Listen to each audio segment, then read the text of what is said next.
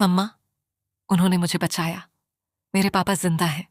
उन्होंने मेरी जान बचाई है। लेकिन वे कहाँ हैं? प्लीज भगवान जी, प्लीज अभी विक्रांत को मुझसे दूर मत रखिए। कोई रास्ता दिखाइए। दोस्तों, सीरियल मन्नत की कहानी अब एक बेहद दिलचस्प और भावुक मोड़ पर पहुंच चुकी है। आने वाले एपिसोड में ऐसा ट्विस्ट देखने को मिलेगा जो मन्नत और विक्रांत की जिंदगी पूरी तरह बदल देगा। लंबे समय से जिस पल का इंतजार दर्शक कर रहे थे, आखिरकार वह पल आ ही जाता है। मन्नत और विक्रांत आमने सामने आते हैं, लेकिन यह मुलाकात वैसी नहीं होती जैसी मन्नत ने अपने सपनों में सोची थी। कहानी की शुरुआत होती है मन्नत के एक बड़े इवेंट से।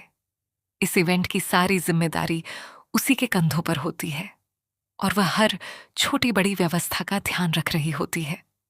सब कुछ बिल्कुल ठीक चल रहा होता है, तभी अचानक कुछ किडनैपर वहां मौजूद बच्चों का अपहरण करने की कोशिश करते हैं। देखते ही देखते पूरे इवेंट में अफरा तफरी मच जाती है। लोग घबरा जाते हैं और हर तरफ चीख पुकार सुनाई देने लगती है। उसी समय अभिमन्यु वहां पहुंचता है। किसी की मदद का इंतजार करने के बजाय वह खुद ही बदमाशों से भिड़ जाता है। एक एक करके वह सभी गुंडों की जमकर पिटाई करता है और बच्चों को सुरक्षित बाहर निकालता है। उसकी बहादुरी देखकर हर कोई हैरान रह जाता है। इसी दौरान दुआ भी खतरे में फंस जाती है। बिना अपनी जान की परवाह किए अभिमन्यु उसे भी बचा लेता है। जैसे ही दुआ की नजर अभिमन्यु पर पड़ती है, वह एक पल के लिए बिल्कुल चुप हो जाती है। उसके चेहरे पर हैरानी साफ दिखाई देती है। अगले ही पल उसकी आंखों से आंसू निकलने लगते हैं, क्योंकि वह समझ जाती है कि यही उसके पापा हैं। दुआ को तुरंत अपनी मम्मा की बातें याद आने लगती हैं। मन्नत हमेशा कहती थी कि उसके पापा जिंदा हैं और एक दिन जरूर वापस आएंगे। आज वही बात उसकी आंखों के सामने सच साबित हो जाती है। लेकिन खुशी का यह पल ज्यादा देर तक नहीं टिकता। दुआ जब अपने पापा को पुकारती है तो अभिमन्यु उसे पहचान ही नहीं पाता। न वह उसे बेटी कहता है और न ही उसके चेहरे पर पहचान की कोई झलक दिखाई देती है। दुआ की खुशी अचानक दुख में बदल जाती है। उसके मन में एक ही सवाल उठता है, क्या पापा मुझे भूल गए हैं? उधर अभिमन्यु गुंडों का पीछा करने निकल जाता है, लेकिन दुआ इस भावनात्मक सदमे को सहन नहीं कर पाती। वह वहीं बेहोश होकर गिर जाती है। आसपास मौजूद लोग तुरंत उसे अस्पताल लेकर जाते हैं। अस्पताल में डॉक्टर उसकी जांच करते हैं और बताते हैं कि दुआ को पैनिक अटैक आया है। डॉक्टर परिवार वालों को समझाते हैं कि बच्ची को किसी भी तरह का मानसिक तनाव नहीं दिया जाना चाहिए, क्योंकि उसकी हालत अभी बहुत नाजुक है। कुछ समय बाद जब दुआ को होश आता है तो सबसे पहले उसकी नजर अपनी मम्मा मन्नत पर पड़ती है। वह भावुक होकर उनका हाथ पकड़ती है और कहती है, मम्मा, मैंने पापा को देखा, उन्होंने ही मेरी जान बचाई, वे जिंदा हैं।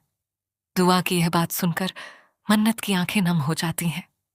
उसे लगता है कि उसकी सारी दुआएं सुन ली गई हैं। उसे अब पूरा यकीन हो जाता है कि विक्रांत इस दुनिया में है और वे उससे ज्यादा दूर नहीं हैं। लेकिन इसके साथ ही उसके मन में कई सवाल भी उठने लगते हैं।